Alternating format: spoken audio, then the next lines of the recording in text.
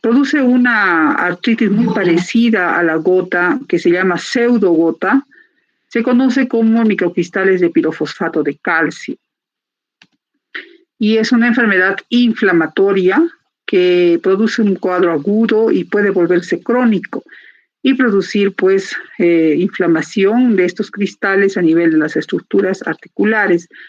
Como sabemos, las articulaciones tienen diferentes estructuras, ¿no? Tenemos la patela, la articulación con sus diferentes componentes, y este cristal se puede depositar en diferentes zonas y nos da algunas características específicas que vamos a ver.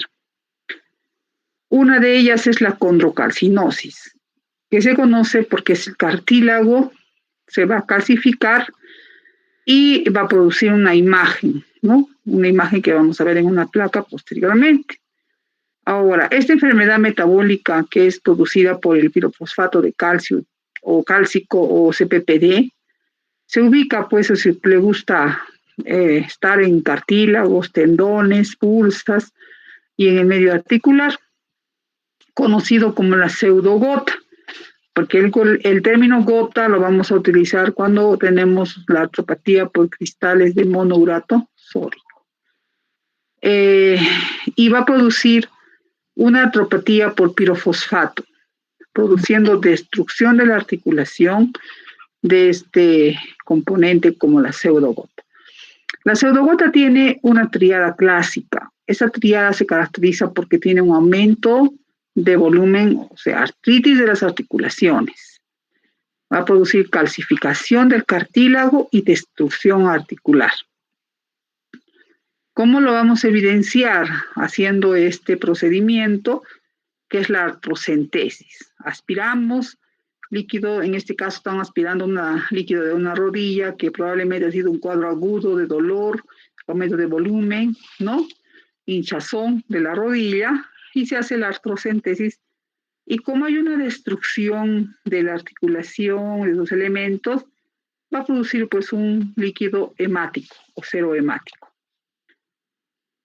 Vemos que esta patología de pirofosfato de calcio dihidratado es frecuente mayormente en personas mayores. Entonces, esa es la predilección en la cual muchos de los ancianos vemos que tienen unas manos con nódulos que se ven la artrosis, pero también ahí en esa zona se pueden ubicar estos cristales y producir toda la sintomatología. Estos cristales son diferentes a los de monourato sódico. Los cristales de monourato sódico son alargados, ausados en los extremos, como que fueran agujas, ¿no? En cambio, estos son más pequeños, que se ven con microscopios electrónicos. Y hay enfermedades que se asocian a estas con más frecuencia, ¿no? Algunas que ustedes ven aquí en la lista, conocidas, ¿no? Y otras que no son muy conocidas, pero que vamos a ver si asocian a este tipo de cristal, ¿no? En grado leve o grupo A, un grupo B que es moderado y uno que ya es menos probable, ¿no? Que también pueden asociarse a este tipo de patología. El mecanismo de este cristal es muy similar al urato monosódico que vamos a ver posteriormente. Y en cuanto a la epidemiología, más en el sexo femenino, ¿no? Es más en personas mayores, es, como les decía, más en una persona de edad, y es rara en personas jóvenes. Entonces vemos aquí en un 10 a 15% más frecuente en personas mayores de 65 a 76 años y de un 30 a 60% en personas mayores de 85 años, con una prevalencia de 9 por 1000 personas. Las formas clínicas son diferentes, ¿no? Entonces va a presentar pues asociaciones con otras patologías que son comunes, como ustedes las ven, y nos van a producir dolor. Tenemos criterios, pero básicamente el criterio más importante es la presencia y la identificación del líquido, ¿no? Del cristal de pirofosfato, la identificación de estos cristales, la presencia de artritis aguda, artritis crónica, y la ubicación, que es básicamente articulaciones pues, con compromisos articulares. Entonces tenemos pues criterios que nos dan una sensibilidad y especificidad y nos van a alertar la posibilidad de tener este diagnóstico. Las características que ya les había mencionado, tenemos la condrocalcinosis, que va a dibujar cartílagos, hialinos y fibrocartílagos que están ubicados en diferentes articulaciones y nos van a producir imagen, ¿no? Una imagen que acá vemos, esta es la imagen de una condrocalcinosis, ¿no? Está bien acercada esta imagen, pero si nosotros vemos más distante la radiografía, vamos a ver que entre la articulación, el espacio articular, como que existiera una membrana al medio más radio opaca. Y las articulaciones pues tienen predilección por estos cristales, preferentemente la rodilla es la que tiene más predisposición a tener depósito de estos cristales. ¿No? Y aquí tenemos tendones del calcáneo y hay un tendón que se ha calcificado, también es una presencia de este tipo de cristales. Tenemos otras zonas, ¿no? Que son infrecuentes, pero que están. Y la diferencia que se tiene que hacer, ¿con qué diagnóstico tenemos que hacer? Con la gota. Entonces, si tenemos la pseudogota, la gota, ¿no? Sería el diagnóstico diferencial. Igualmente, como produce un proceso agudo de destrucción, tenemos que también pensar en un cuadro infeccioso. Entonces, tenemos que hacer la aspiración de líquido, ver qué tipo de líquido es, si tiene características de inflamación, y para esto tiene pues un conteo de células de 10.000 a 20.000 por milímetro cúbico, ¿no? En articulaciones podríamos decir que es un líquido inflamatorio. Tratamiento es diferente de acuerdo al grupo etario, de acuerdo al tipo de articulación afectada, pero básicamente lo que necesitamos es quitar la sintomatología que produce estos cristales, que es el dolor, la inflamación, hacer una aspiración de líquido articular y este líquido llevarlo a un microscopio, si hay la posibilidad, hacerle cultivos, ¿no? Y tratar con antiinflamatorios. Uno de los medicamentos que se usa como la gota es la colchicina, que es un antiinflamatorio para lo que viene a ser el líquido que se presenta, o bueno, la inflamación que se presenta por estos cristales.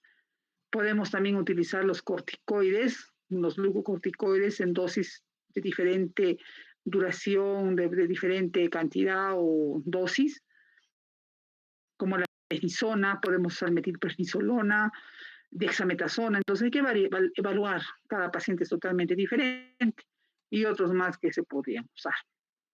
Bueno, tenemos otros cristales también, ¿no? Como son los microcristales de fosfato de calcio básico, hidroxiapatita, que también nos da manifestaciones muy parecidas a las anteriormente mencionadas y tiene una característica pues que puede calcificar. En este caso hay una calcificación de una bursa, ¿no? Estamos en el hombro y vemos una calcificación. Y hay una patología que es frecuente, que ocasionada por este tipo de cristal, que es el hombro de Milwaukee, que es un proceso destructivo agudo en una articulación, en este caso el hombro, ¿no? Que se produce en un cuadro muy, muy agresivo, ¿no? Y presenta toda una sintomatología de dolor. Se conoce como el hombro de Milwaukee. Hacemos la aspiración o la artrocentesis y vamos a ver el líquido hemático, ¿no? Por la destrucción de la articulación.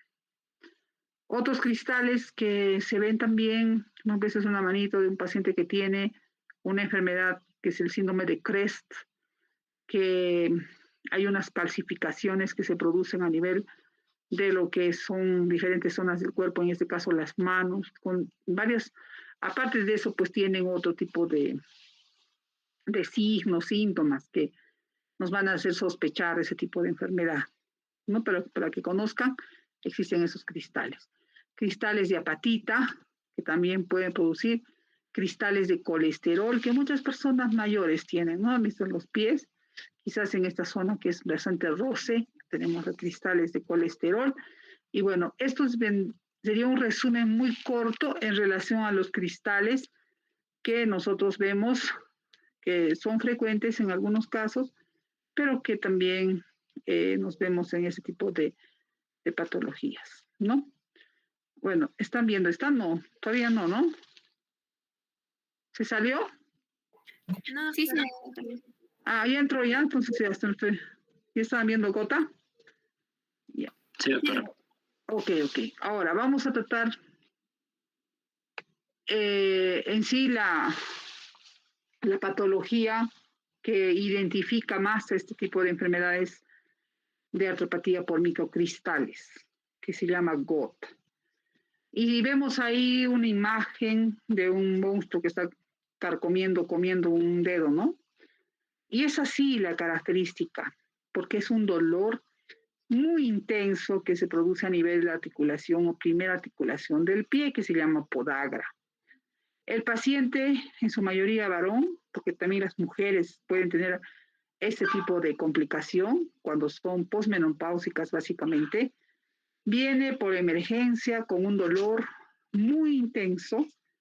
La mayoría a nivel, como les decía, en el pie puede ser también la rodilla, codo, qué sé yo, muñeca, que no puede ni rozar las sábanas. Es un dolor muy limitante y muy intenso. Entonces, se le conocía pues como la enfermedad de los reyes. ¿Por qué? Porque esta patología se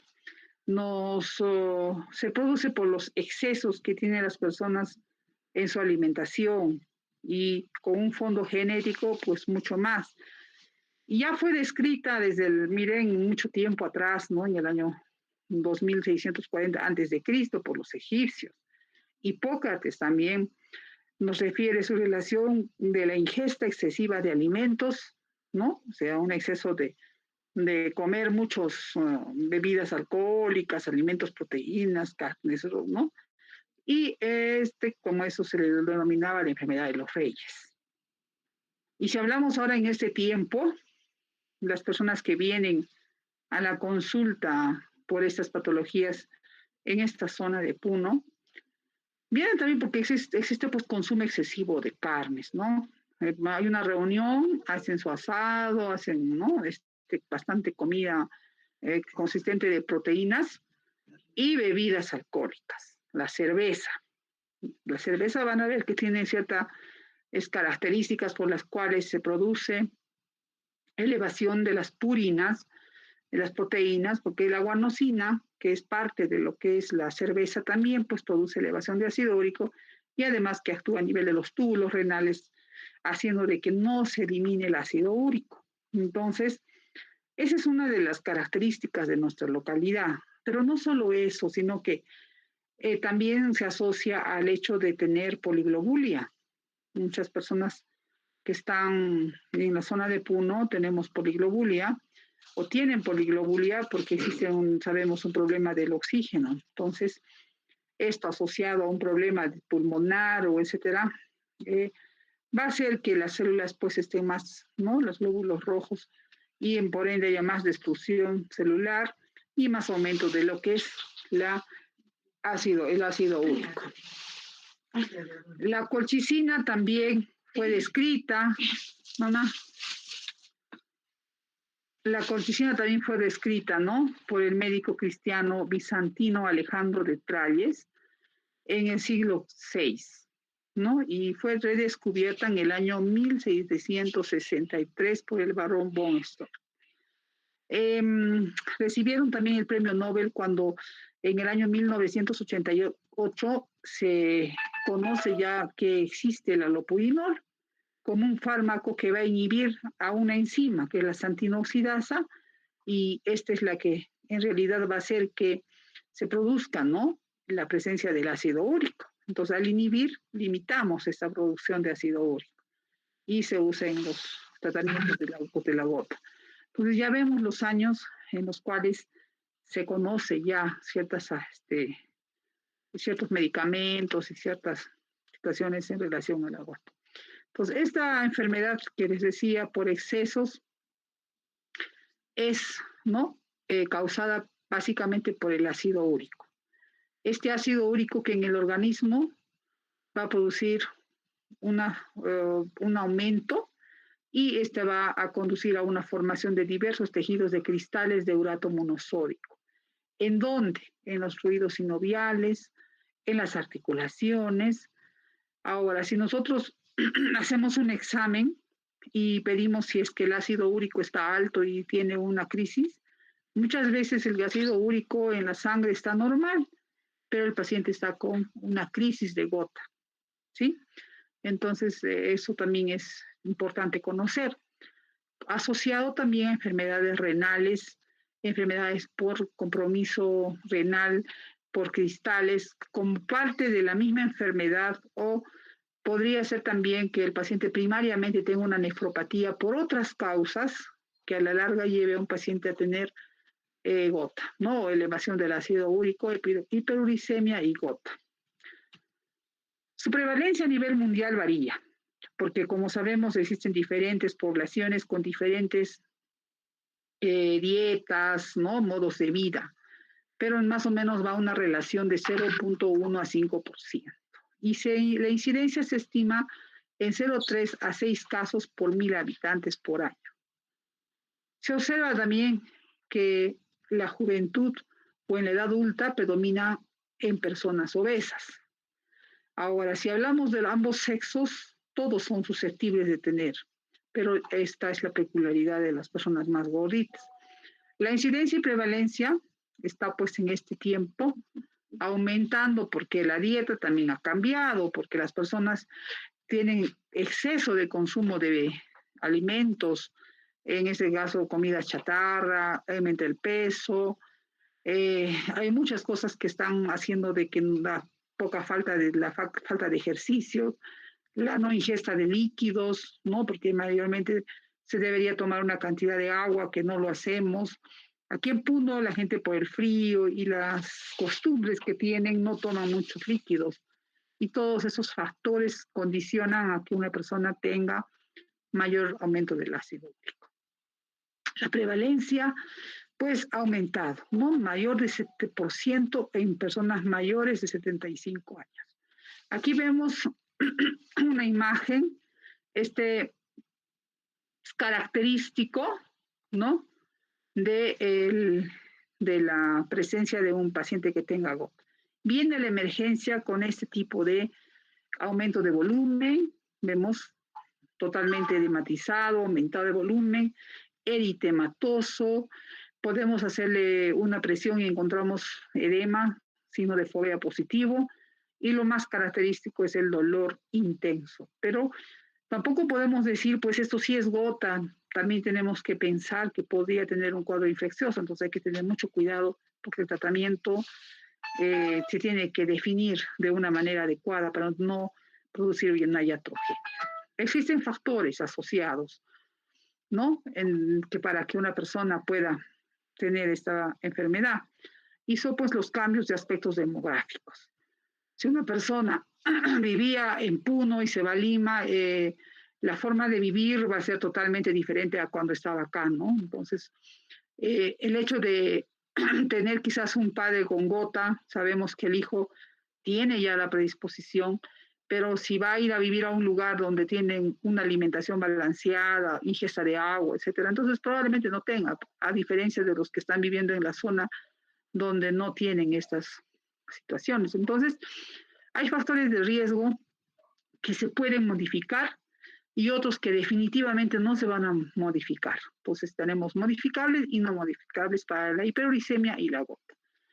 La longevidad que ha aumentado, ¿no?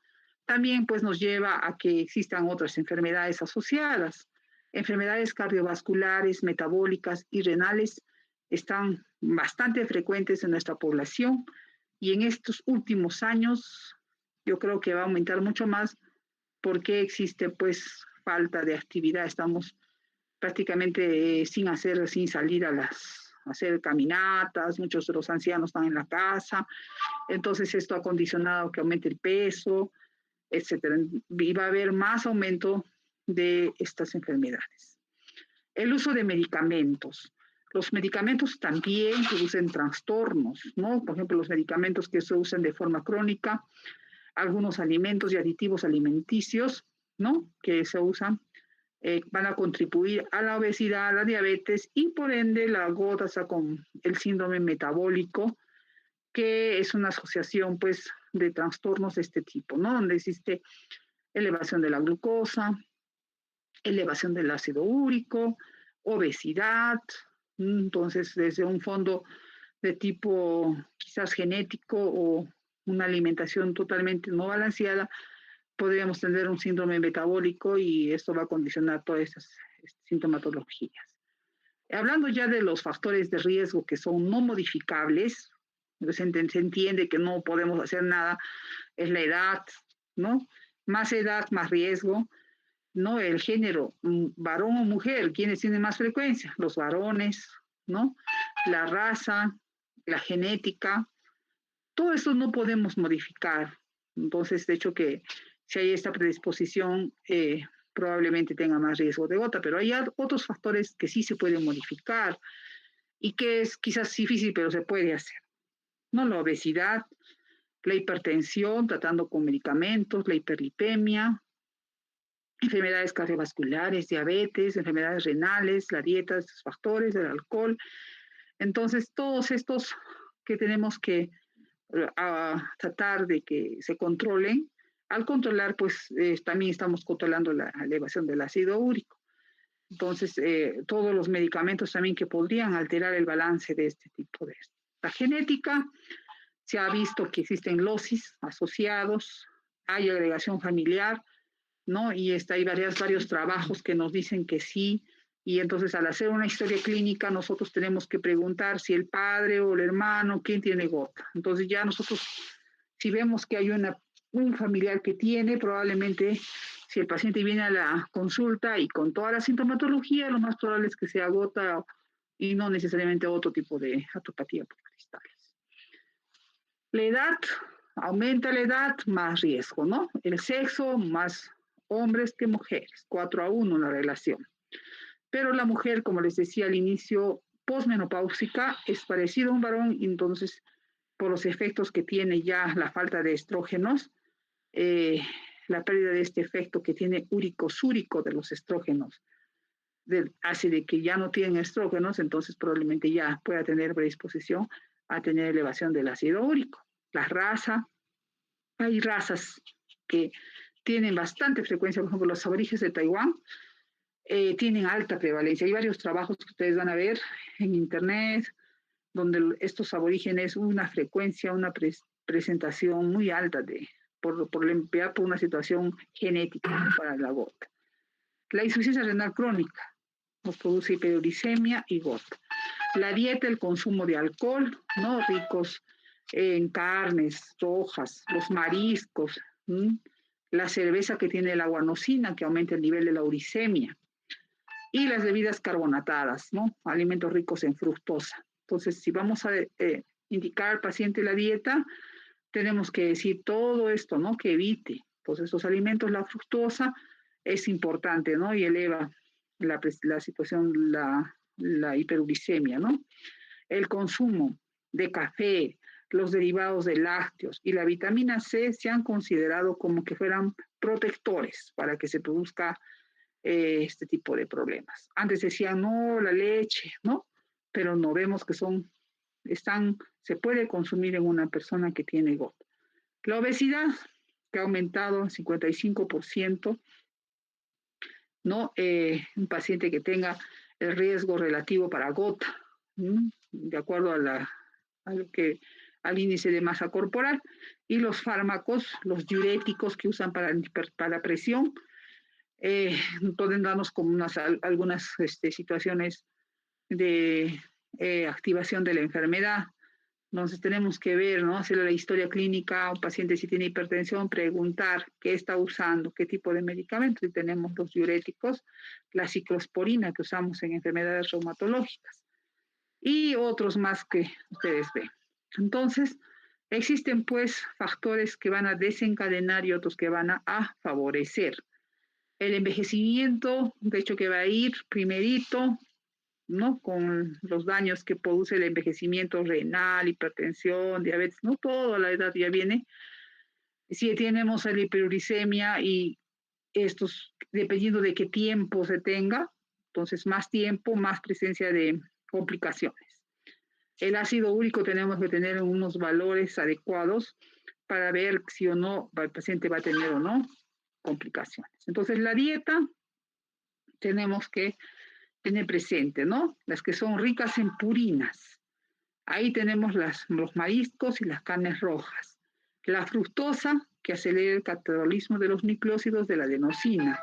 Entonces, todos los jugos, frutas, excesivamente tienen fructosa. Entonces, tenemos que ir evitando. Y el alcohol, ¿no? Que va a incrementar el ácido úrico y va a favorecer también la precipitación de los cristales de urato. Los medicamentos sobreproductores, ¿no? Los mencionados, es que van a hacer que haya mayor producción de ácido úrico. Medicamentos que van a causar una hipoexcreción, que van a evitar que se excrete de una manera adecuada. Tratamientos como para la tuberculosis, ¿no? Que tenemos el etambutol, la piracinamida, algunos antihipertensivos, muy conocido el salicilato o el ácido acetilsalicílico, y que a 2 gramos es hipoescretor, y más de esto es hiperescretor, pero nadie va a usar tanto, ¿no? Más de 2 gramos. Factores que favorecen la precipitación de los cristales de urato. Además, un paciente que ha tenido una contusión, un traumatismo, va a presentar en ese momento hospitalizado toda una complicación, ¿no? Entonces, es importante ver en qué condiciones está un paciente por la cual ha tenido una crisis. Los diuréticos, las bajas temperaturas, la hipertensión. ¿Quiénes están asociados a hipoglucemia y gota? Son también algunas otras enfermedades.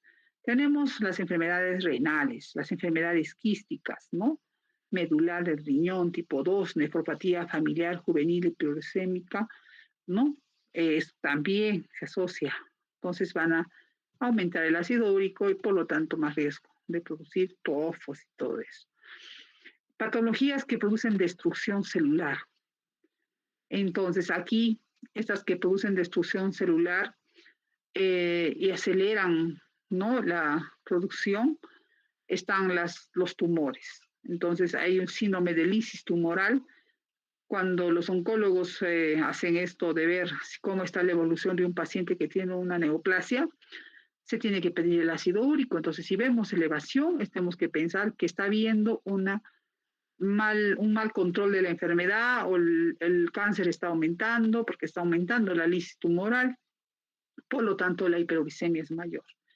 Todas las enfermedades mielolinfoproliferativas, ¿sí? Y defectos enzimáticos específicos, tenemos varias enfermedades como el síndrome de Leishman, ¿no? Entonces, estas son ya específicas en el proceso del metabolismo del ácido úrico y van a actuar en diferentes momentos y van a producir todo el proceso. La etiopalogenia, entonces, se producida, ¿por qué? Porque existe el producto final del catabolismo de las purinas en humanos, producido mediante la acción de la enzimática de la xantino óxido reductasa. Beneficios, vemos que es antioxidante, pero la patogenia que producen es mucho más. Entonces, tenemos algunas proteínas que al momento de su proceso de eliminación, se podría decir, van a actuar aquí la xantina oxidasa y van a hacer que se produzca el ácido úrico. En este punto, antes de que se produzca el ácido úrico, es donde actúa la lopurinol, ¿sí? Entonces, nosotros, ¿qué tenemos que evitar? Llegar a esto, ¿no? A que se produzca el ácido úrico.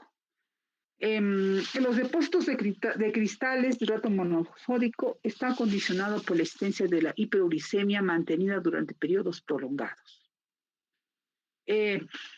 Cuando hacemos la historia clínica, el paciente muchas veces no va a saber que ha tenido ácido úrico pues hace 5 años, hace 4. ¿En qué momento se va a enterar que está con el ácido úrico alto? Es en el momento en que va a venir por dolor o por casualidad.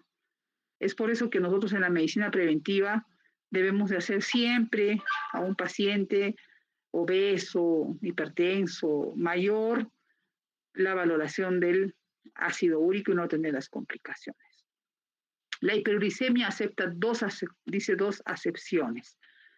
La definición epidemiológica, que es el aumento de la concentración plasmática del urato por encima de sus valores normales. En las mujeres premenopáusicas están en valores normales, pero ya en los personas varones y mujeres están más arriba de lo normal.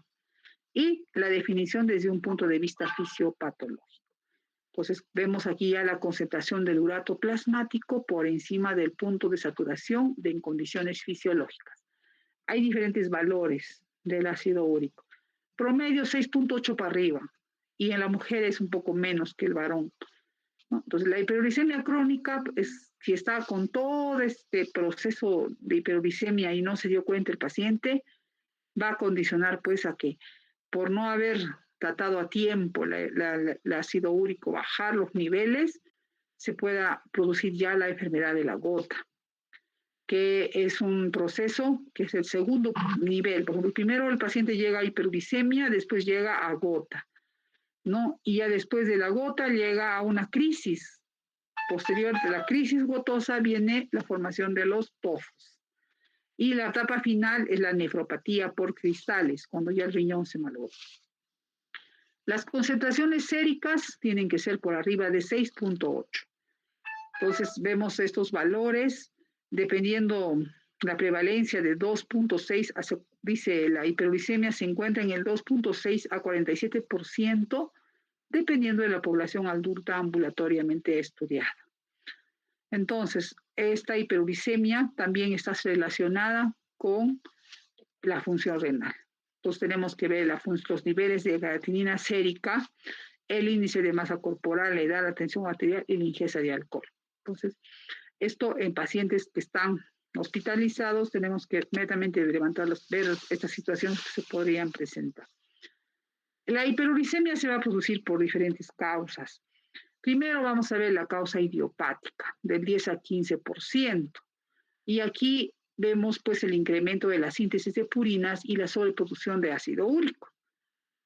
Y si vemos el otro aspecto es por incremento del recambio metabólico. Entonces aquí hay un aumento del recambio metabólico y hay un exceso de ácido úrico. Y el otro punto ya sería porque existe un problema de excreción. Hay un problema renal, no se elimina el ácido úrico, entonces la baja excreción hace que este aumento esté a nivel sérico alto porque no se ha podido eliminar por el riñón. Entonces, dos mecanismos básicos, la síntesis acelerada y la disminución de su excreción, serían los condicionantes para que una persona tenga hiperuricemia. Existen hiperuricemia primaria, porque existe hiperproducción de ácido úrico o la hiperexcreción del ácido úrico con todos los componentes o enfermedades que se asocian, y la hiperuricemia secundaria porque hay una hiperproducción de ácido úrico o una hipoexcreción de ácido úrico. Ya viene aquí asociado a dietas o algunas otras enfermedades asociadas o medicamentos que están en la dieta. Este ácido úrico que es un cristal de urato monosódico, como primer factor de ahí se produce y de ahí va a ir produciéndose la cascada de la inflamación. Entonces, más concentración de ácido úrico, más presencia a nivel de la sangre y dificultad en su eliminación. Entonces, el humano es el único que tiene como el ácido úrico, que es el producto final del metabolismo de la agregación de las purinas, como hemos visto. A través de la enzima que hablamos, la xantino óxido reductasa, y la hipoxantina se convierte en xantina y en ácido úrico. Todo nuestro organismo puede eliminar, hasta por la sudoración se puede botar ácido úrico, pero el 70% se elimina a nivel renal. Entonces, si el riñón está con compromiso, imagínense, si un 70% se elimina por vía renal, entonces vamos a tener que no se va a poder eliminar y por lo tanto vamos a tener elevación del ácido úrico sérico. A nivel gastrointestinal también hay una eliminación de un 30%, ¿no? Y el riñón dice que es filtrado y el 90% es reabsorbido, fundamentalmente a nivel de los túbulos contorneados proximales. El mecanismo patogénico en el 90% de los casos es por la disminución de la excreción del ácido úrico.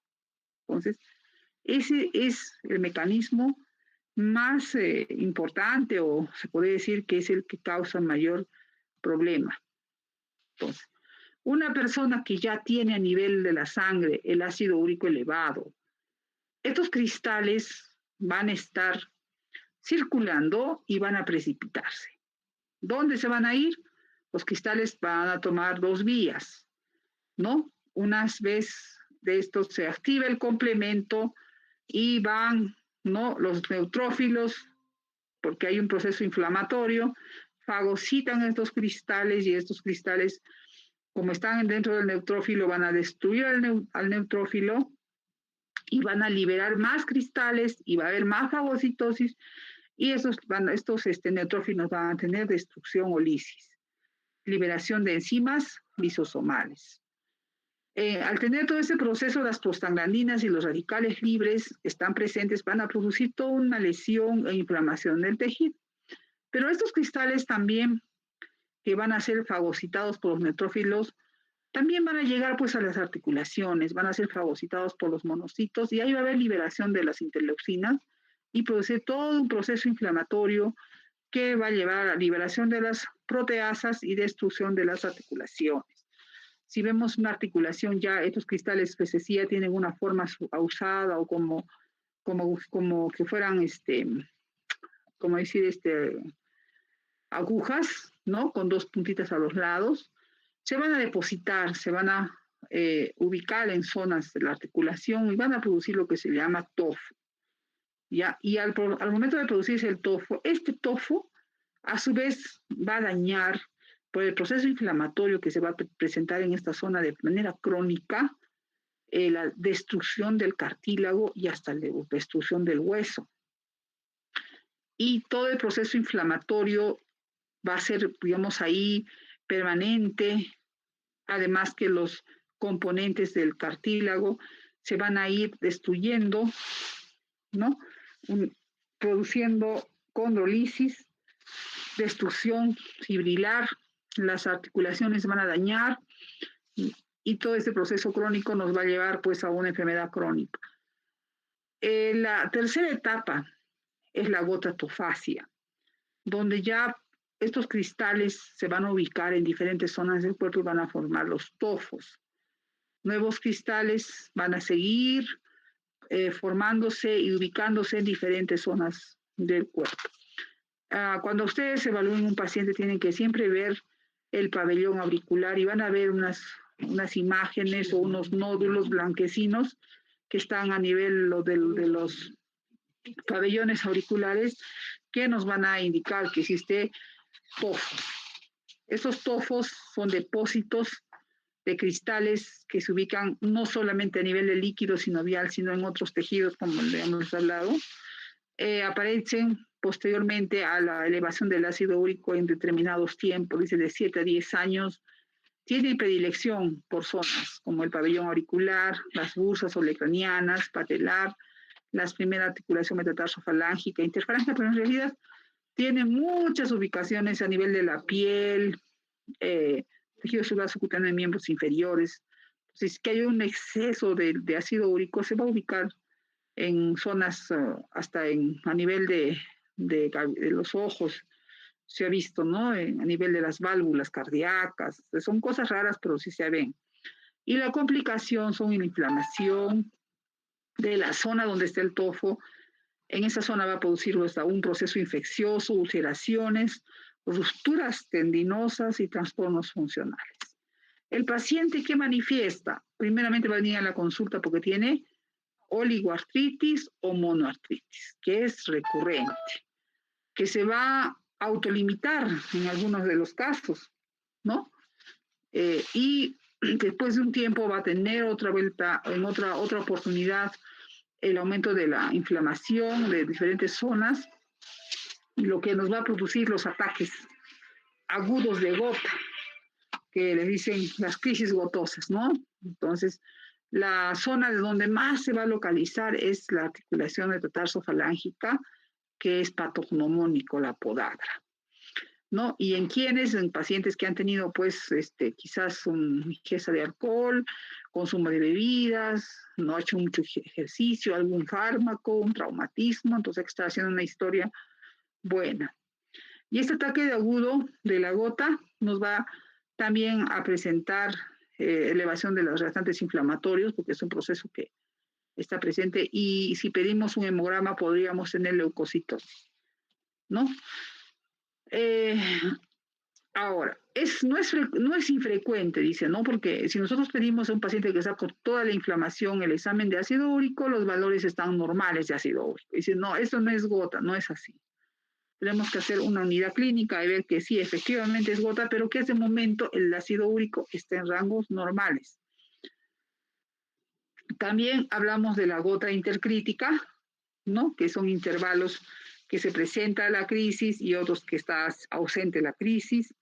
También hay ataques agudos que el paciente no cede hasta que no sea tratado y tenemos que ver qué, ¿no? Entonces, inmediatamente tenemos pues que ver, ¿no? Cómo es la instalación del dolor, si fue intenso, si hubo tumefacción, si existe calor, qué tiempo duró, si se pasó unas 24 horas para que el paciente venga a la consulta, y si también a nivel de la zona de inflamación tenemos prurito o descamación, porque puede venir con un proceso también descamativo a la consulta.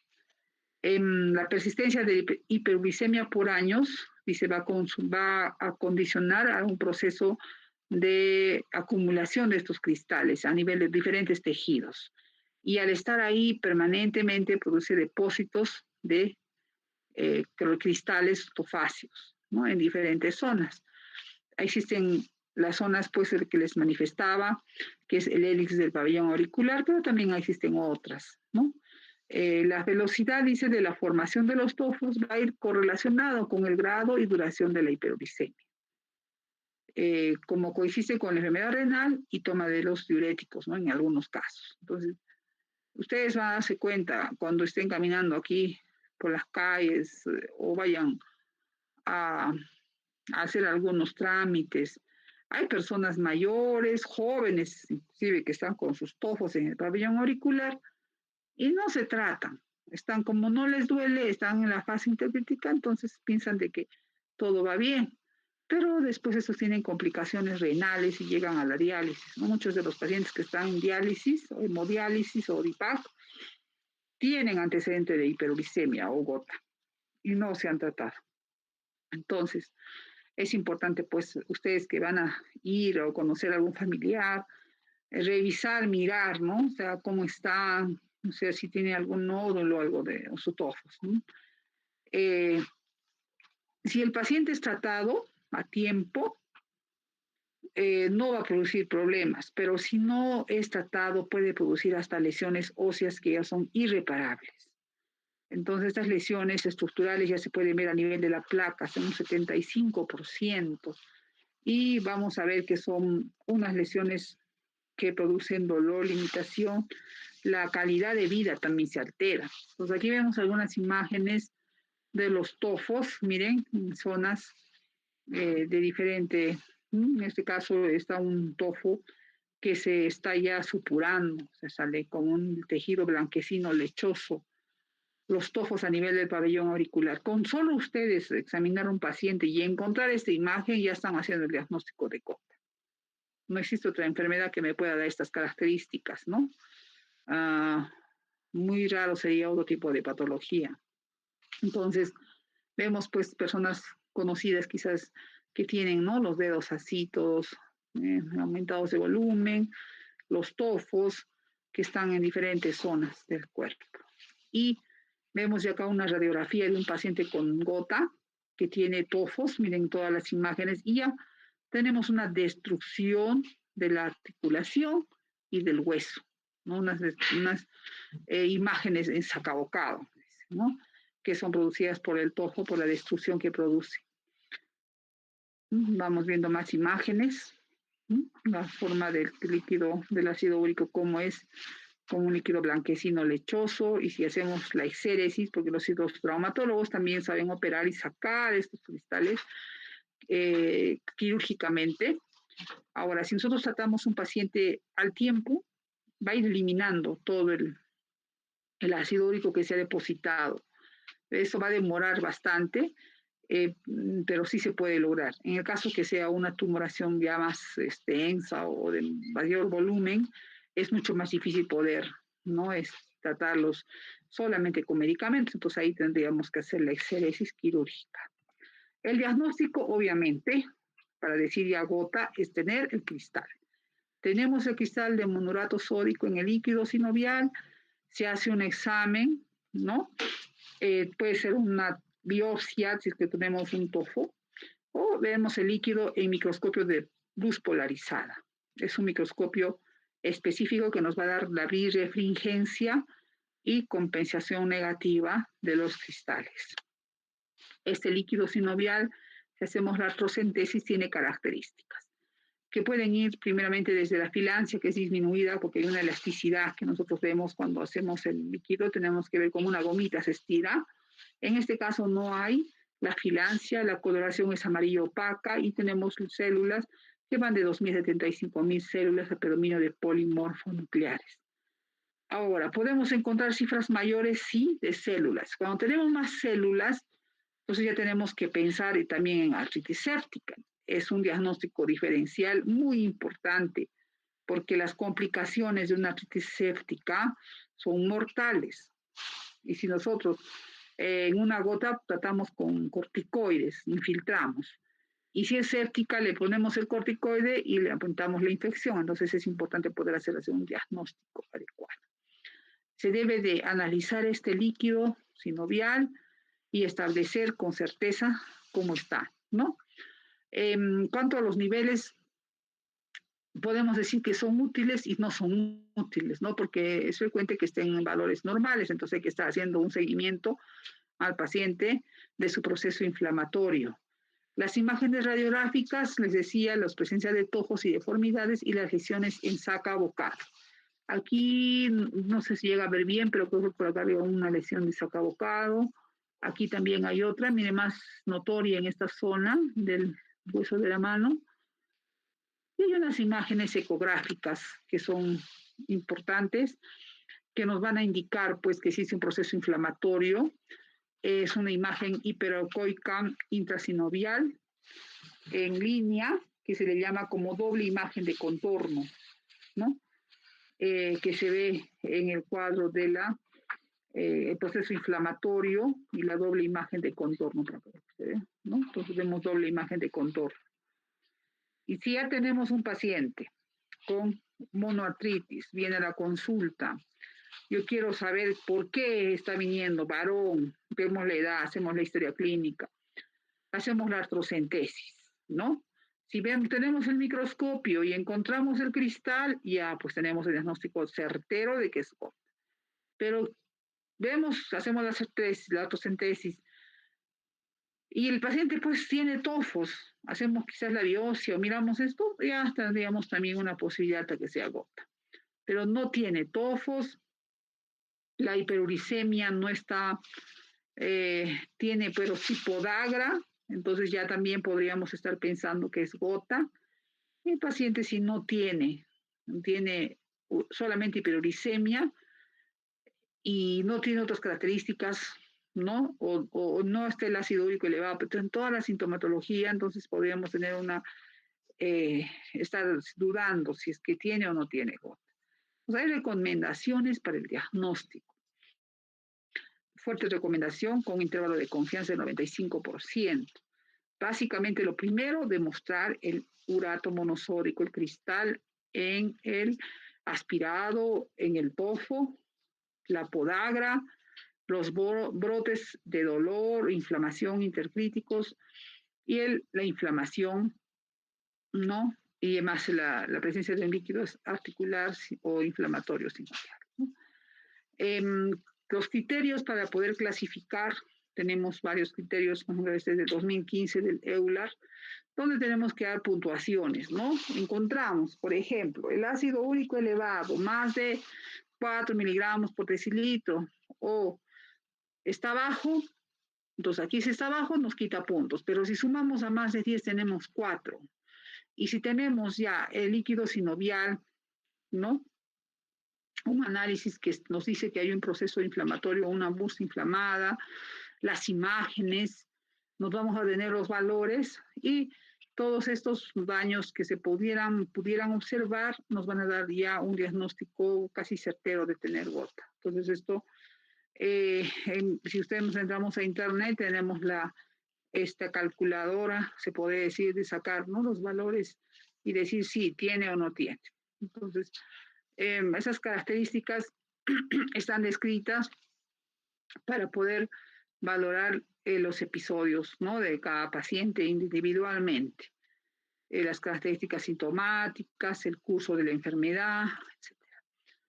Ha habido en el tiempo diferentes criterios que se han ido modificando en el tiempo, ¿no? Ustedes ven, hay criterios de Roma, de New York, etc. Y comprenden, pues, básicamente 3 fases. La finalización del ataque agudo en relación ya al tratamiento, la prevención de futuros ataques, la disminución de los niveles séricos del ácido úrico y el tratamiento asintomático y sintomático. Entonces, esto sería ya lo que nosotros tenemos que tener como un plan de trabajo. Paciente que viene con dolor, tenemos que quitar el dolor, ¿no? Y evitar que tenga más dolor. Y para esto tenemos, pues, que recurrir a diferentes dietas, primeramente ver la farmacoterapia. ¿Con qué vamos a tratar al paciente? ¿Cuál va a ser su dieta o restricciones que se le va a dar? Si es que al momento de dar el tratamiento nosotros tenemos algún efecto adverso, tenemos que limitar, tenemos que ver que esto sea rápidamente el proceso de desinflamación para poder también suspender el tratamiento. No podemos usar dosis altas por mucho tiempo y ver los resultados de salud a largo plazo, ¿no? Entonces, nuestra idea es que el paciente tenga una calidad de vida y no tenga una complicación a largo tiempo. Y para eso tenemos la colchicina.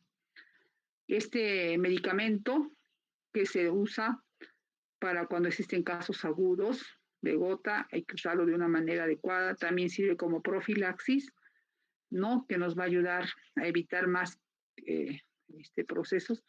Y su acción es básicamente la inhibición de la migración de los leucocitos y la fagocitosis de los cristales de ácido úrico que se producen por los polimorfonucleares. Entonces ahí va a actuar, ¿no?, evitando que exista este proceso de inflamación.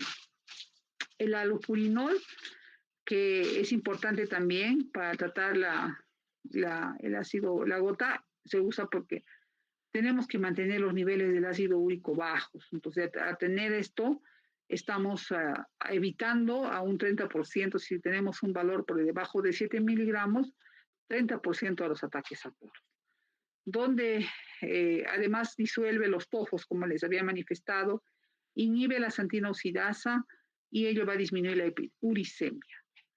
En cuanto a su absorción, tiene un metabolismo de vida media larga, se absorbe muy bien por vía oral, podemos usar en una dosis única, no necesariamente con dosis fraccionada, y lo más importante es también saber cuánto está la función renal, la depuración de creatinina para poder dar la dosis, no se puede dar a ciegas.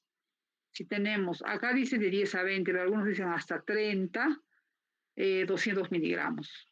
¿Sí? Menos de 30, bajamos a 100 miligramos de allopurinol por día. Entonces, esto se tiene que ver. Ahora, también si un paciente ya tiene problemas renales, tenemos que darle tratamiento para manejar cálculos.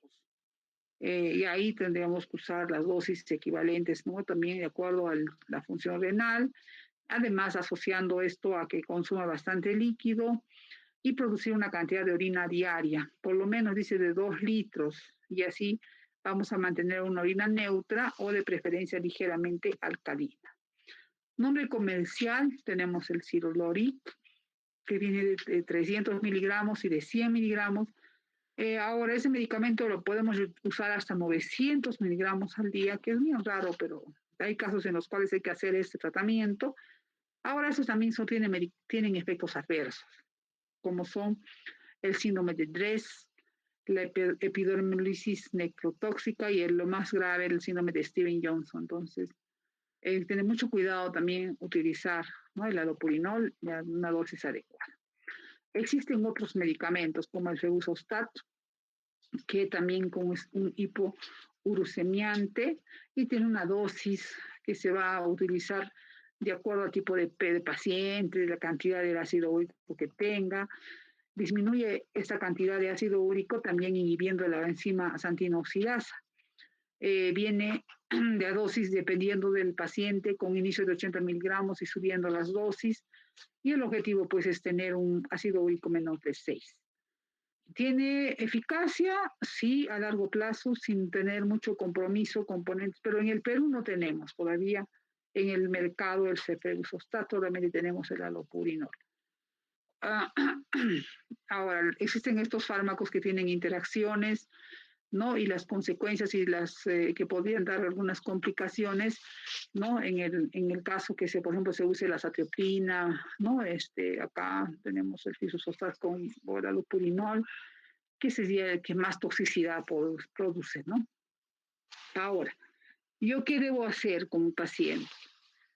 Si sabemos que hay condiciones que van a llevar a que tenga mayor riesgo, tenemos que evitar pues el consumo de cerveza, bebidas, carnes rojas, pescados, bebidas, ¿no?, con fructosa.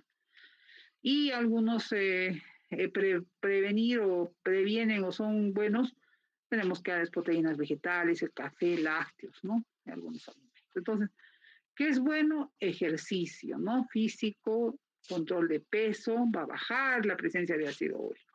Consumo del agua, ¿no?, más de 2 litros. Consumo de pescado, ¿no?, pescados de azul, huevo. Aquí hay un pescado que es el pescado muy parecido al salmón en nosotros acá, que es la trucha, y la trucha eleva el ácido úrico. Entonces el paciente con gota, que un puno va y voy a comer pescado y se come toda la trucha que encuentra y está peor. Entonces eso tenemos que decir, que no consuman trucha o bajen.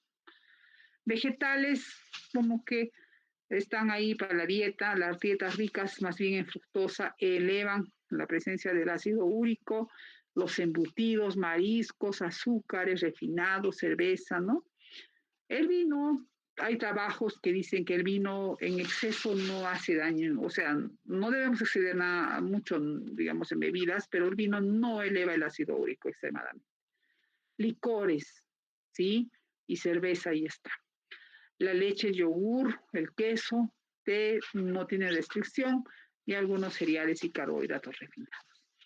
Entonces, tenemos que ver adecuadamente el tratamiento de las enfermedades de la hipertensión, de la diabetes, de la dislipidemia, de la utilización de los antiagregantes plaquetarios. Hay diferentes guías de tratamiento que ustedes ya les he pasado a sus compañeros para que puedan tener, ¿no?, en cuanto a lo que viene a ser el tratamiento, el diagnóstico, ¿sí? Manejo de los antiinflamatorios. Hay un trabajo de colchicina, un metaanálisis que he pasado a los compañeros para ver la comparación del Febuxostat y el allopurinol. Hay varios trabajos, ¿no? La relación de la hiperglicemia y la gota, ¿sí? Entonces, en este caso, los que vamos a usar, qué tipo de antiinflamatorio, los AINES, los corticoides. Tenemos que ver esto del COX-2, los que tenemos, ¿no?, o los simples, los normales, digamos, los comunes, y el EULAR, que la Asociación Europea de Reumatología nos da recomendaciones en el manejo de gota, que el allopurinol, ¿no?, en relación basadas en evidencia y tratamiento de la gota. Y la primera recomendación del EULAR, el allopurinol, inhibidor de la xantina oxidasa, es el principal fármaco recomendado, sí, hasta ahora. Desde entonces se disponen de nuevos fármacos como uricasas exógenos, ¿no? Plegoticasa, Febuxostat. También hay biológicos que se pueden usar y en casos más severos para tratamiento. Pero todo el grupo dice que aprobó con unanimidad un cambio en todos los elementos de las recomendaciones de 2006. Por lo tanto, todas las recomendaciones anteriores se modifican para reflejar las nuevas pruebas disponibles. A través de este trabajo se reunieron y sacaron 11 recomendaciones para el tratamiento de la gota. Dice aquí las recomendaciones. cada persona con gota debe ser plenamente informado sobre la fisiopatología de la enfermedad. Tenemos que explicarles que si no se tratan va a llegar a hemodiálisis. Y la mayoría de pacientes con gota son los que tienen menos, son los más desobedientes, se podría decir una palabra quizás más fácil de entender, porque son personas que quieren comer, quieren tomar, quieren vivir la vida, dicen, mi vida es una sola, o sea, hay muchas, ¿qué puedo hacer? Vivo en Puno hay puro compromiso, mis amigos se enojan, bueno, todas las disculpas. Entonces tenemos que explicarle qué va a pasar, cómo va a terminar. Entonces explicar la existencia de tratamientos eficaces, las comorbilidades y los principios de la gestión de crisis agudas. Y todas las personas con gota deben recibir asesoramiento sobre el estilo de vida, la pérdida de peso, si es apropiada, evitar el alcohol, especialmente la cerveza, los licores, el consumo excesivo de carnes y mariscos, el ejercicio regular debe ser advertido. Y cada persona con gota debe ser examinado sistemáticamente, porque como es una enfermedad que aparentemente fuera articulación, no es una enfermedad que afecta a muchos órganos. Entonces, sobre las comorbilidades asociadas y factores de riesgo cardiovascular, insuficiencia renal, cardíaca, enfermedad arterial periférica, la obesidad, la hiperlipemia, entonces la hipertensión, diabetes y el tabaquismo. Estos brotes agudos de gota deben ser tratados tan pronto como sea posible. Rápidamente el paciente debe ser educado para no automedicarse, porque a veces saben que van a ir a la farmacia, se van a colocar su Dexa con diclofenaco, y van a ver usted esa asociación que lo usa, y ya está bien y ya se olvidó. Entonces, la elección del fármaco tiene que ser adecuada, ¿no? Para basarse en la presencia de contraindicaciones, experiencia previa del tratamiento en momentos de inicio de brote. Opciones de primera línea recomendados para la crisis aguda son la colchicina dentro de las 12 horas y una carga de 1 miligramo seguido de 1 hora más tarde de 0.5, un AINE. Tenemos ahí más inhibidores de protones si es que tuviera gastritis. Podemos usar corticoides vía oral, como la prednisona 30-35 miligramos, ¿sí? La aspiración de líquido, inyección de corticoide o infiltraciones. Y la colchicina y los AINES deben evitarse cuando tenemos enfermedades renales crónicas. Entonces, claro que existe las dosis, tenemos que valorar, ¿no? La presencia también de otros elementos. Bueno, existen varias acá recomendaciones que se las voy a dar, ¿no? Para evitar no todo lo que es el tratamiento que vamos a utilizar, las comorbilidades, la dosis también, cómo vamos a titular, cuando un paciente tiene función renal o no adecuada, las opciones secundarias de tratamiento, cuando ya no hace efecto, digamos, el alopurinol. También podemos utilizar algunos diuréticos que nos ayuden, como el losartán y los bloqueadores de canales de calcio que se usa para la presión, la hipertensión, nos pueden ayudar, ¿no? Las estatinas para poder ayudar también a bajar el ácido úrico. Leular también nos da recomendaciones aquí en este cuadrito de las terapias opcionales, las contraindicaciones, ¿no? Entonces, es bastante extenso de las terapias, han cambiado. Actualmente yo les he pasado ya artículos de este tratamiento para la gota, ¿no? De indicaciones, bueno, todo lo que son los protocolos y guías que están saliendo cada 2 años. La de 2019 creo que les he pasado ahora a su grupo de los chicos que van a exponer esta enfermedad, ¿no? O los artículos. Si hubiera alguna pregunta en relación también al examen que tenía que ser el día de hoy, por favor, estoy aquí. Chicos, gracias.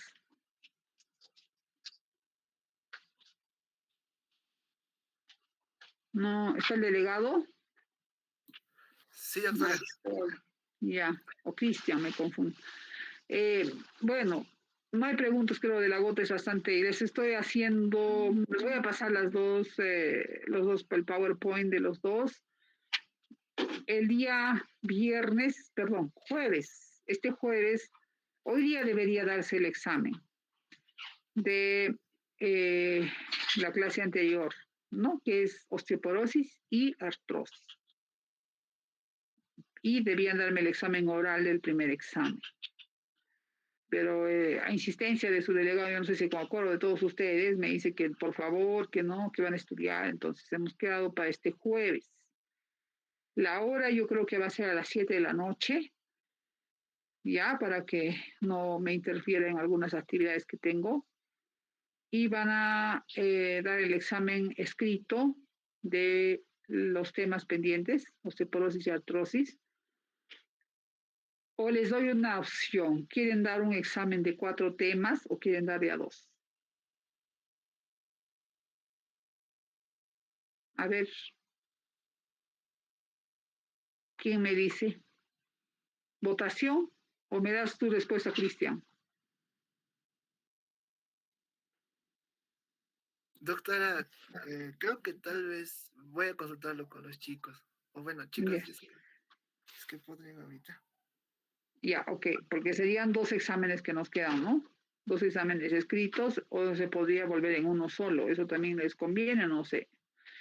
Y más bien sí los orales voy a tomar, de todo. Ahora, la opción del oral. El día viernes, jueves les doy el oral de los 2 temas pendientes o quieren la siguiente semana dar oral de todos los temas, como preámbulo al examen. Eso también te doy, Cristian. Hemos quedado en algo, pero tú me vas a dar la respuesta por mayoría, ¿ya? Entonces ustedes piénsenlo bien. ¿Qué prefieren? ¿Tener 2 notas o tener una sola? Estudiar para el examen, porque ya el examen prácticamente se hace de esta semana a la siguiente, ¿no? Nos queda unos, creo que 7, 8 días, algo así para el examen. Entonces, sus resúmenes también, no sé si ya los tienen, quiero sus resúmenes que me den. En la siguiente semana estamos iniciando con las exposiciones de artículos. ¿Quiénes van a exponer? Los que han estado los primeros 3 temas, ¿no? Artritis idiopática juvenil, osteoporosis y artropatía por cristales, ¿sí? Ahí tenemos creo que 12 a 14 estudiantes, o cada otro tema más, no creo que hay otro, ¿no? Eso es todo. Sí, acá está. A ver la lista. Ya, van a exponer a Pasa Condori Jordan, Atencio Maquera Víctor, Canasa Calcina Yemi, Castro Quispe Gaby, Cuno Guainillo Mónica, Chaña Díaz Alexandra, Chirinos de la Fuente Julio, Chura, Flores Luz, Cruz Sosa Meril, Flores Dueñas Roli, Fernando, Flores Foraquita Yerso, Abelardo, Diego Abelardo, Anco Chambi, Juan Recata Quirós, Jiménez Cáceres, Laura Vilca. Si es que nosotros no terminamos, en las clases que vienen serían martes y jueves, no, y martes y jueves de la siguiente semana, y si no culminamos ahí las exposiciones, vamos a tomar el día viernes y sábado. O no sé, me tienes que pasar, Cristian, tu horario para ver qué días podemos tomar de la siguiente semana para terminar los artículos. Porque también podría ser lunes, miércoles y viernes. Eso también quiero que me informes.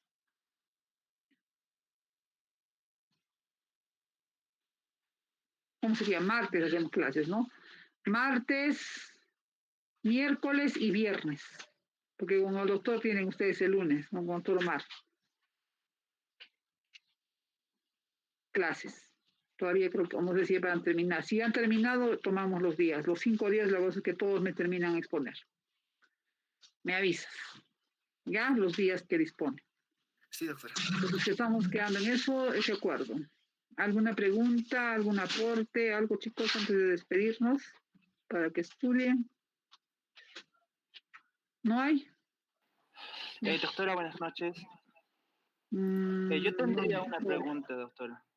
dime. Yo leí que el alopurinol no puede darse durante un ataque de gota. ¿Y qué pasa si mi paciente ya está consumiendo y tiene un ataque de gota? Mira, el alopurinol, como tú bien lo has dicho, no se debe dar en la crisis gotosa.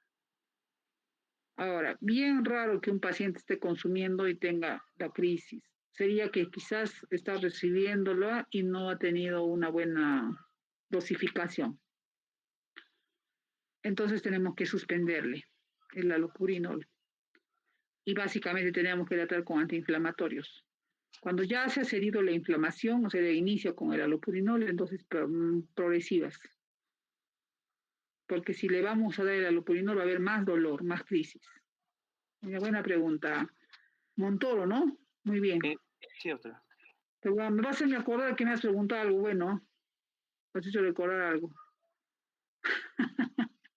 Qué cosas que uno se olvida, ¿no? Entonces son detallitos que tenemos que tener presente. ¿Ok? ¿Alguien más quiere aportar algo? ¿Ha leído artículo? ¿Quiere? ¿Mm? ¿Nadie? Por ahí siempre se me olvida algunos detalles de la gota. A ver, ¿qué cosa más se me está olvidando? Es tanto también es bastante extenso estos temitas, que no pensemos si hay cositas que se te pueden pasar. Yo les digo que las interconsultas de UCI, muchas de las interconsultas son pacientes que, por ejemplo, han tenido un infarto y tienen crisis gotosa asociada. ¿Por qué? Porque ha habido destrucción celular, ¿no? Ha habido isquemia, por lo tanto elevado, ¿no? Las proteínas. Es una también de las causas. Traumatismo, hemos visto. ¿Qué más me estaría olvidando? Hay que ver que a un paciente asmático, por ejemplo, que tenga gota, ¿le vamos a dar un AINES? No. Un hipertenso con gota, ¿le vamos a dar un AINES en dosis altas? No, porque vamos a subir la presión. Tenemos que manejar, tenemos que tener ahí utilización de una manera bastante fina, digamos, qué tipo de antiinflamatorio vamos a utilizar en qué tipo de paciente. Un paciente con diabetes, que tiene crisis gotosa, que no mejora con los AINES, ahí tendríamos que pasar a corticoides. Pero le vamos a dar corticoides cuando sabemos que le puede subir la glucosa. Tenemos que ver qué tipo de corticoide le podemos dar, qué tenemos que ayudar. Podemos darle insulina a la vez.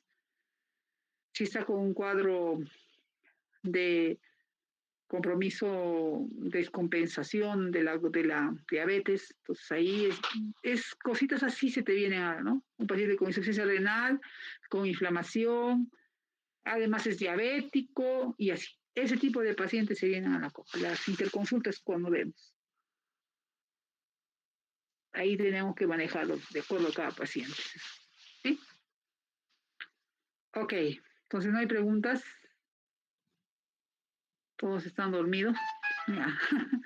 Bueno, nos vemos entonces. Quiero que me informes mañana. Reúnanse, les dejo a todos para que conversen y yo me retiro, ¿ya? Pónganse de acuerdo.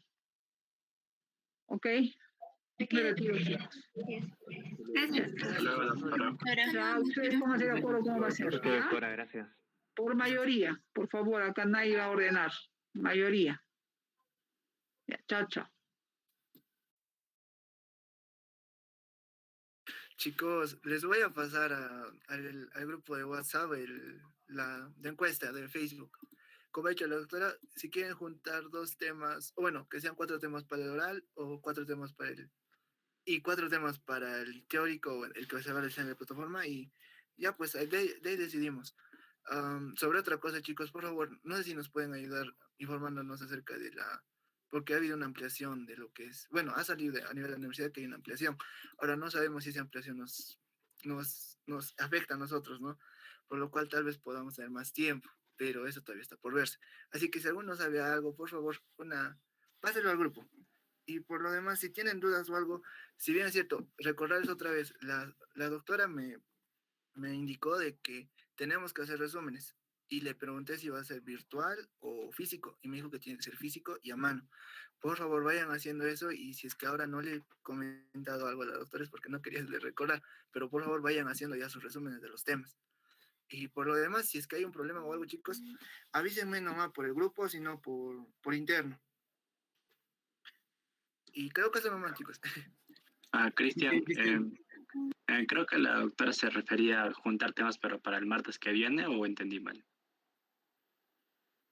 Sí, le entendí también lo mismo, que ya no daríamos este jueves, por ejemplo, 2 temas, sino el otro, al próximo martes haríamos 4 temas.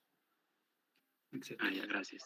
Cristian, en cuanto al cronograma y para todos los demás cursos también, subcursos, en medicina no estamos acatando lo que son los cronogramas porque ha divergido bastante porque debemos en gran mayor parte de los cursos las prácticas y entonces no se acata. Por lo tanto, solo se respetan los términos de los cursos, de las cargas lectivas. Y en el caso de clínica médica, uno, en el caso de salud pública o realidad nacional, en esos casos sí se acata. Solo eso. Ya chicos, también otra cosa, para los que la doctora ha mencionado de los temas, la doctora me va a pasar, lo que me dijo es, en su posibilidad, me va a tratar de pasar los artículos para cada grupo. ¿Y a qué me refiero con grupos? Se les ha pasado un enlace en donde se ha formado grupos de gota, se ha formado grupos de artritis reumatoide y de temas, ¿no? Ahora, hasta el momento solamente se me ha pasado a mi persona, son de los 3 grupos, de los 3 primeros grupos hasta lo que es gota. Si es que la doctora no me pasa los siguientes artículos, o bueno, de los siguientes temas, bueno, por favor, por eso les dije, por favor, vayan buscando sus artículos de los temas que ya les ha tocado. Eso está en el link de la descripción del grupo. Y otra cosa, sí, los resúmenes sí son a mano, chicos. Yo le he dicho a la doctora si podía ser virtual y me dijo, no, tiene que ser a mano.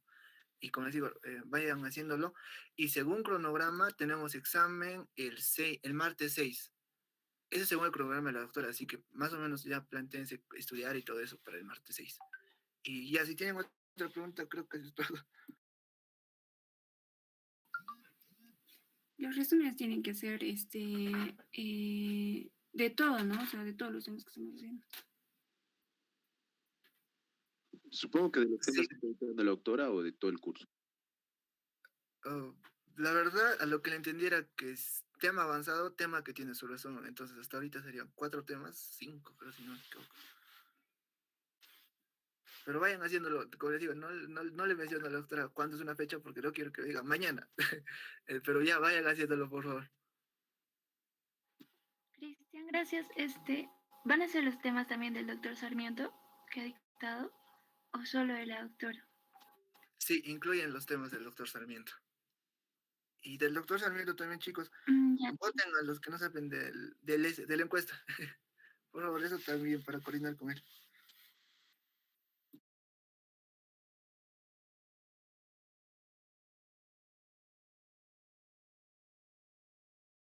Ya chicos, si no hay más preguntas, como les digo, pueden hacérmelo saber por interno, sino por el grupo y ya nos estamos viendo. Por favor, responden la encuesta. Chao, chao. Gracias. Un momento, por favor, antes de que se retiren, un informe con respecto a la cátedra de nefrología. Chicos, ha habido confusión con respecto a los horarios con los doctores, por ende se está haciendo una modificación con respecto a los horarios.